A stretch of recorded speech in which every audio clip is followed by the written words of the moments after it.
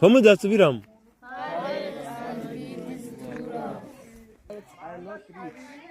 When your parents are not rich, but still manage to give you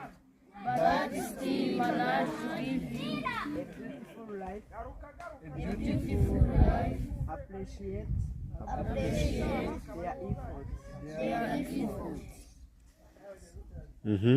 Komeza munsi yaho hariho ibindi. 20 minutes of doing something is 20 minutes of doing something more valuable than 20 hours. more valuable than 20 hours. Thinking about doing something. Thinking about doing something. Muzi icyo bivuga? Iminota 20 yo urimo ukora ikintu iruta amasaha 20 urimo utekereza kugikora.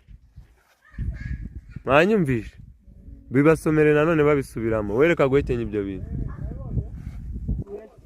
20 minutes of doing something is 20 minutes of doing something is more valuable than 20 hours of thinking about doing something. more than 20 hours. Ko mutavuga ntabwo muri kwivuga. 20 minutes of doing something is more valuable than 20 hours of thinking about something. Ibyo birakomeye. Ko mutabivuga nkanye. Bibasomere babivuga. 20 minutes of doing something is more valuable than 20 hours of thinking about doing something.